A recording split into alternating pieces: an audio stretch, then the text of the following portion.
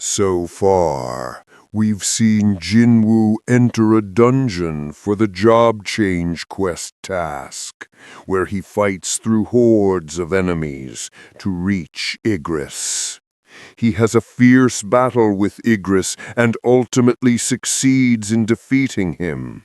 But even then, the task isn't complete, and a bunch of knights arrive, inflicting severe injuries on Jinwoo.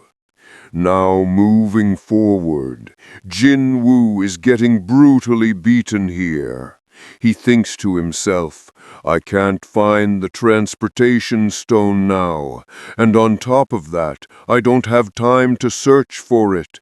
The only way to escape is to kill all of them. So he starts fighting the knights again and thinks, my stamina is slowly depleting, and I can't use strength or murder intent right now. But that doesn't mean I'll give up so easily. I'll definitely survive and get out of here alive. With even more enthusiasm, he begins battling the rest, thinking, I've always been the weakest, so I know how it feels, but I'll never give up. I've never given up until now. His heart starts pounding even faster, and he begins hearing the voices of his companions, calling him the weakest hunter. Then Mr. Song appears, telling him to rest now. Ju-hee says, he's absolutely right, Jinwoo. You should rest now. Then Jinwoo hears his own voice saying, this is what you deserve right now. Why did you even come to such a dangerous place? You're an E-rank hunter. Look how much stronger you've become. Isn't that enough for you? At this point, President Go says, in the third raid of Jeju Island, my body was no longer fit to fight, so I couldn't go. So what were you doing back then? He replies, I was in security at the time, trying to make contact with everyone. President Go says many people lost their lives that day, and those who survived still haven't recovered from it. Every hunter fears something, but they must learn to face it, or they'll be ruined. Then Jinwoo's voice tells him, I can't believe what I've become. I look tall and powerful now, but that's just on the outside. Inside, I'm still weak, and look, I'm about to die here again. The knights attack Jinwoo once more.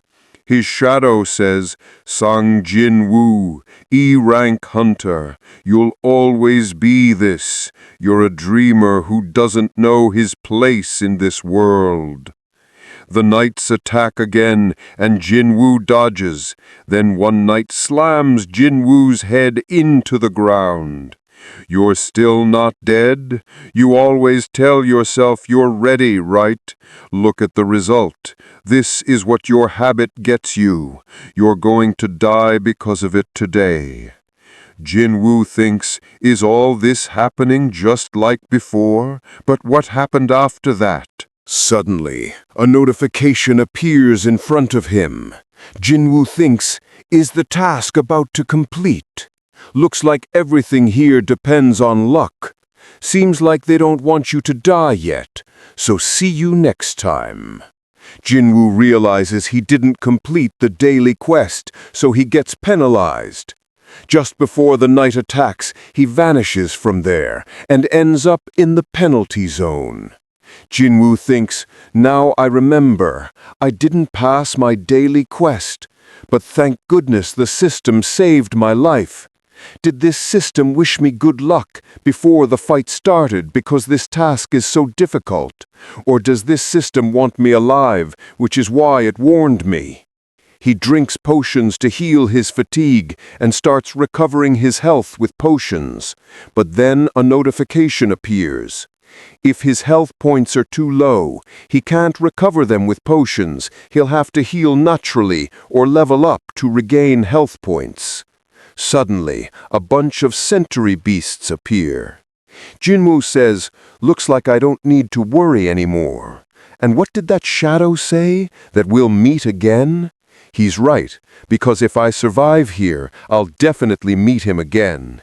And until I die, I'll keep getting stronger. He attacks the sentry beasts. Meanwhile, at night, Jinwoo thinks, has my brother not come back yet? I can't believe he's working this late. I told him there's a guardian-teacher meeting tomorrow. Will he make it? We see Jinwoo defeat the sentry beasts, level up, and say, now my health points are fine, so let's choose weapons for the next 10 minutes. A Night Killer dagger appears, which he buys. It deals 25+ damage on armored enemies. He also breaks the rune stone he got after a risky battle, gaining the Ruler's Hand skill, which he can use without mana. It lets him pull any object toward him. He tries pulling a sentry beast, but he's not strong enough yet for things bigger than himself. He says, this is all the preparation I can do now. The rest is up to luck. He returns to the same room and starts killing the knights one by one. Meanwhile, Hunter Choi's team's plane is about to reach Jeju Island's security perimeter. They detect magic underwater and start scanning it. Jinwoo uses the dagger to slice the knights, thinking, this dagger is amazing, better than fighting bare-handed. But why does it feel like no matter how many times I kill them, they don't end? Killing them doesn't feel like I'm leveling up. And tell me, what are those magicians doing? They've been casting spells forever, but haven't attacked me once. These knights are the ones attacking. Wait, are they using summon magic? That means these are the magicians summoning all these knights. I'm not gaining any experience from killing the knights, so I have to attack the magicians. He kills one magician and some knights collapse. Jinwoo says, so I was right. I need to kill these magicians. Now that I know, I just need to take out 5 more. He flies into the air, uses Ruler's Hand to summon his dagger nearby, kills another magician, and advances while cutting knights. He uses Ruler's Hand to pull the magician toward him, saying, how long will you hide behind them? And kills him. Now only 3 magicians remain. The 3 magicians combine their magic, fusing all the defeated knights into a massive monster. The monster attacks Jinwoo, but he dodges and throws a chandelier at it, thinking as he approaches the magicians, they summoned this because they realized one strong enemy is better than many weak ones. But they don't know. The more small targets, the faster I reach them. The monster attacks again, but Jinwoo dodges and kills the magicians. The monster keeps attacking, but Jinwoo slices it in half with all his strength, defeating it. The job quest completion notification appears. Jinwoo thinks, finally, it's over. Now what? It says with the points I've earned, I can go up to advanced class and I'll get a class based on my performance. Does that mean I can't choose here? The system finishes analysis and notifies wherever the player goes, death follows. No matter what path the player chooses, he leaves only corpses and blood behind. The player always chases great power and achieves it without anyone's help. This hunger for strength calls the ghost that wanders death's alleys. Any ghost summoned by the Shadow Army will obey the player's orders as part of the Shadow Army and work only for the player. Jinwoo says, what is this Shadow Army? And what is this thing? How did my new job become Necromancer? Necromancer class summons dead people as servants, but I'm an assassin who fights close range. My main strength is strength, and my skills represent that style. If I waste it on necromancy, he gets an accept option and thinks, I don't understand why I should necromance, so he says no. Another notification appears telling him to think about necromancy. He thinks, does that mean I'll get some special power? If only I had necromancy, I could use the magicians I killed here. They had summoner-like powers. If I think carefully, flashes of all my past battles appear. Why does it feel like everything was decided in advance? Is the system doing this? But it's still really interesting. These magicians weren't that strong, but I am. Nothing says necromancy can't be leveled up like skills, meaning this Shadow Army will level up with me. In simple terms, I'm not doing solo leveling alone anymore. He accepts it. President Go says, "Finally, morning has come." He adds, Hunter Choi and his team must have reached Jeju Island by now. As soon as Jinwoo accepts the job, he gets bonus points for his performance in battle, plus more from various factors, surrounding him with necromancy energy and a black aura. Jinwoo receives necromancy rewards and thinks, does this mean I've completed the quest? He hears voices of people in pain. He gets shadow extraction skill and is told to set an activation command.